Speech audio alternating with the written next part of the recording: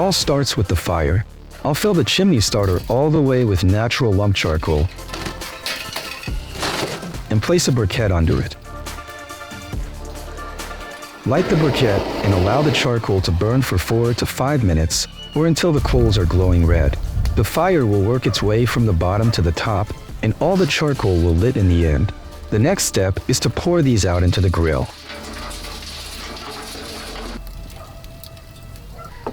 Today we're gonna be grilling up a porterhouse steak. Let's start by seasoning the meat with a bit of kosher salt and freshly ground pepper. Make sure you cover the steak completely. You don't want an under-seasoned steak. I brush a little extra virgin olive oil on it. I'll apply a thick coating of this marinade to the steak, making sure it's fully covered.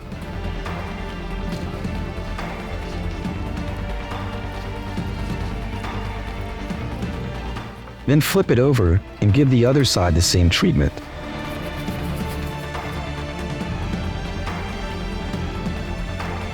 The grill is blazing hot now. I'm ready to lay the steak down. Hear that sizzle? That's the sound you get when the steak hits the grill. This steak will need about 3 minutes per side. This might be one of the most beautiful steaks I've ever seen. I love cooking with fire. Don't forget to subscribe. I'm posting 30 videos in 30 days, all featuring recipes cooked with fire and flames. After 3 minutes, come back, flip the steak, and you should see those perfect brown grill marks. I'll also put the bone marrow on the grill with the steak, seasoning it with just salt and pepper.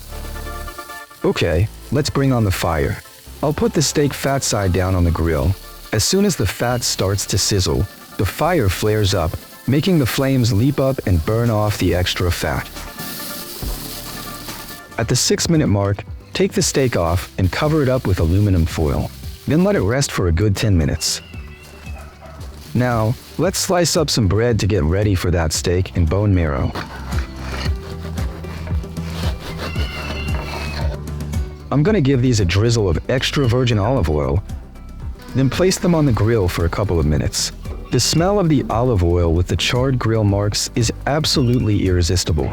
So this is what the steak should look like after it's rested for a while. See how the juices have rendered out?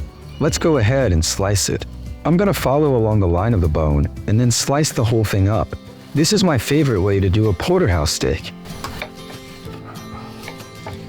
As you can see, we've achieved a perfect medium rare, very juicy and tender.